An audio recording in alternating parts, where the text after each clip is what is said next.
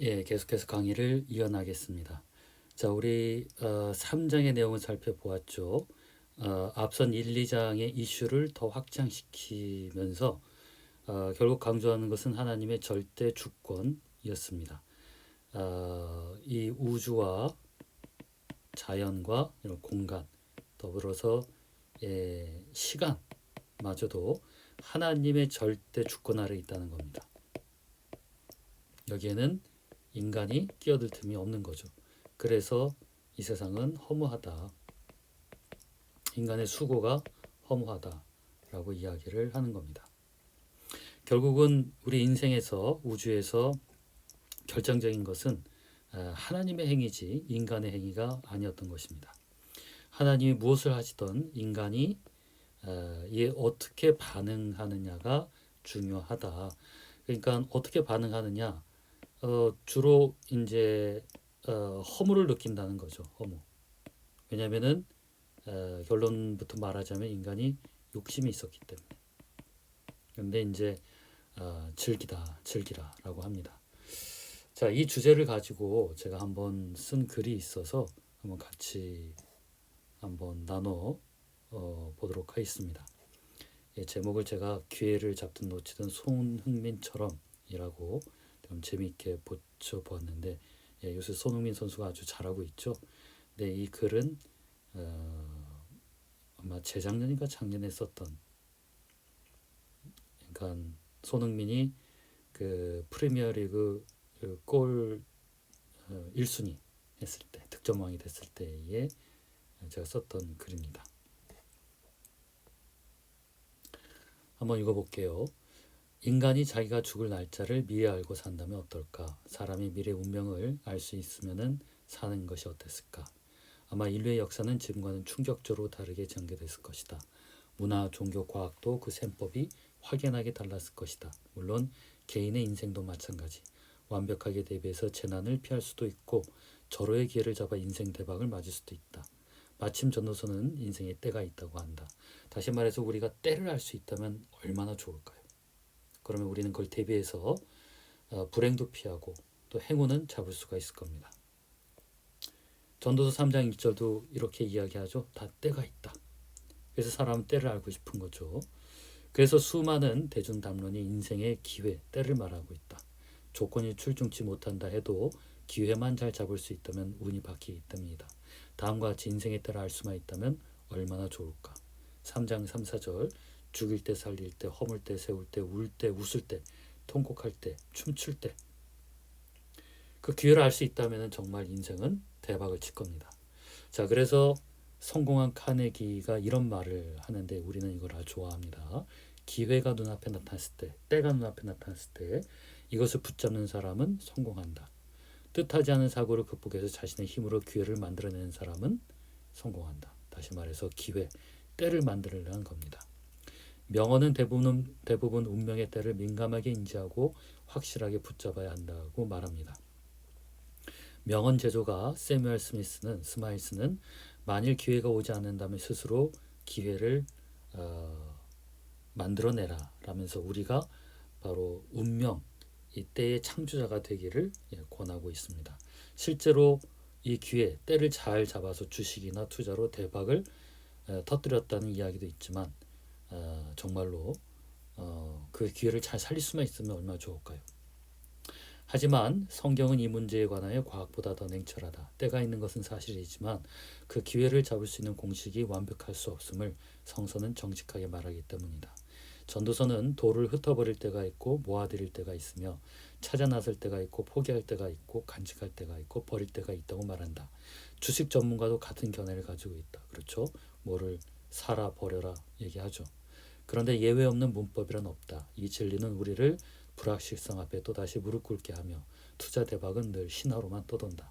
이 같은 정황을 전도서는 이렇게 말합니다. 3장 11절 하나님이 모든 것을 제때 알맞게 일어나도록 만드셨다. 때가 있다라는 겁니다. 기회라는 것은 있는 거예요. 더욱이 하나님은 사람들에게 과거와 미래를 생각하는 감각을 주셨다. 그래서 다들 기회를 계산하고 있죠. 그러나 사람은 하나님이 하신 일을 처음부터 끝까지 다 깨닫지 못하게 하셨다. 하지만 그렇다 그래서 성공하는 것은 아닙니다. 인생의 기회가 있다면 인생의 예외도 있다. 달 착륙 계산을 빈틈없이 해내는 인간이지만 고맙게도 운명의 장난은 일생을 정말 흥미진진하게 만든다. 인간은 운명을 애타게 잡아보려고 하지만 전도서는 이를 수고라고 부른다. 그래서 9절 10절에서는 하나님이 지어주신 짐이다라고까지 표현을 하고 이런 수고해봤자 소용이 없다라고 합니다. 자, 그렇다면 어떻게 살아야 할까요? 전도서는 그래서 때를 잡을 운명을 계산질이나 하지 말고 그냥 하루를 착하게 즐기게 사는 것이 행복이라고 이야기합니다. 3장 10에 13절 좋은 일 하는 것, 기쁘게 사는 것, 마시는 것 이것이야말로 하나님이 주신 은총이다. 만족하는 것. 때를 내가 잘 잡아서 대박을 터뜨리는 욕심을 갖는 것보다는 그때가 아직 안 왔지만은 언제 올지 모르는 그것을 계산하느라고 시간을 허비하지 말고 오늘 주어진 시간을 즐기라라는 겁니다.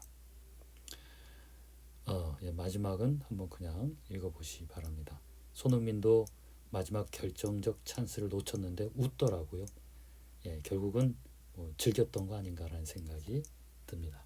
자, 그렇다면은 결국 손흥민이 득점왕이 된 것처럼 우리에게도 그 때를 잡을 때가 올 수 있지도 않을까. 정말로 하나님과 즐길 수 있는 그런 복락을 누릴 수 있지 않을까. 자, 이 모든 이야기는 그 핵심이 하나님이 모든 거에 주권이 있다. 세상의 일이나 인간의 운명이나 그렇죠. 여기 무슨 때 웃을 때 얘기했었죠. 죽음 앞에 모든 것은 명백히 하나님의 주권 아래 있습니다. 자, 이것은 우리가 읽어보니까 인정할 수밖에 없어요. 틀린 말이 아니죠. 문제는 뭐냐면 그렇게 모든 것이 절대 주권에 있는데 과연 이것을 우리는 만족하나요? 코엘렛도 별로 그런 것 같지가 않아요. 여러분들은 그래서 만족하나요? 그럴 수가 없어요. 왜냐하면은 이거를 인간이 버릴 수 없기 때문에 그렇습니다. 욕심.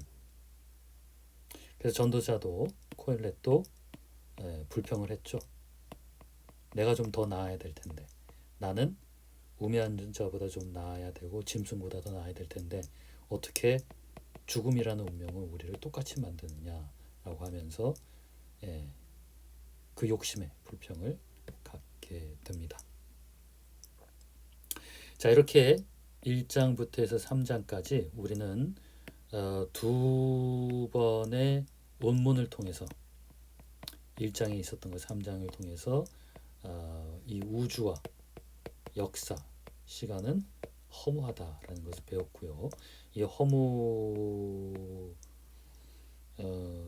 허무하기 때문에 수고할 필요가 없다고 하는데 마음을 놓으라고 하는데 참 그렇게 하기 어려운 우리 코엘렛의 고백도 보았습니다. 불평을 하죠. 더욱이 죽음 앞에서. 이것이 사실 인간의 실존입니다. 맞는 말이에요. 틀린 말이 하나도 없습니다. 그런데 이것에 인간은 그렇게 행복해 하지만은 않습니다. 자, 그래서 행복하지 않은 글을 더 읽어볼까요? 자, 이제 4장을 넘어가 보도록 할게요. 4장. 이 4장에서는 이 세상의 모든 것을 상대적으로 표현을 합니다.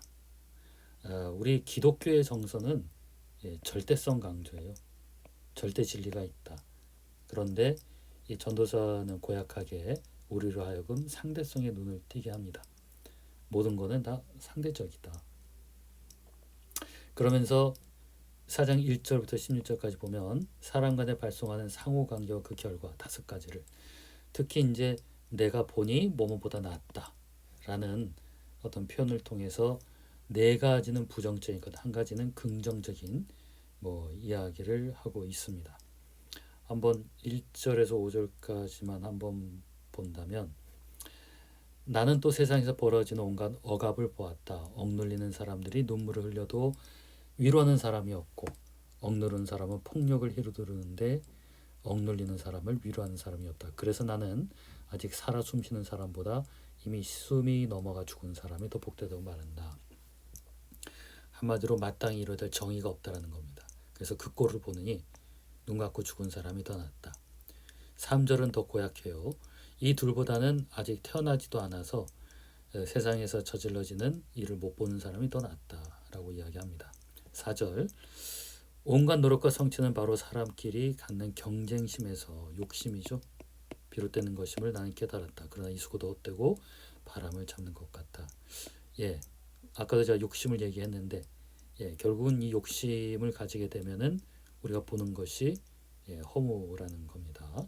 5절, 4절 여기까지 한번 일단 읽는 걸로 하죠. 보면은 뭐뭐가 더 낫다, 낫다, 이런 표현을 쭉 보았죠. 7장 1절에 12절에 가면은 뭐뭐보다 낫다라는 시리즈가 또 한 번에 나오고 잠언에도 뭐뭐보다 낫다 비교하는 거죠. 비교. 그리고 집에서 이 외경에 있는 거죠. 그리고 다른 서아시아 문헌에도 이 지혜 문헌에는 뭔가를 비교를 통해서 뭔가 진리를 전달하는 그런 어떤 문학적 기제가 자주 발견이 됩니다. 자, 그래서 결국에는 상대적으로 보았더니 결론은 즐기는 것이 제일 좋다라고 이야기를 하죠. 3장에서 이미 보았죠. 그리고 뭔가를 또 비교하는 7장 1, 2절에 보면은 이것도 읽기 전에 요거를 미리 염두에 두고 읽어야만 아마 7장 1절에서 12절을 올바르게 해석할 수가 있을 겁니다. 자, 이제 좀 더 자세히 보자면은 요거는 잠깐 쉬었다가 보도록 하겠습니다.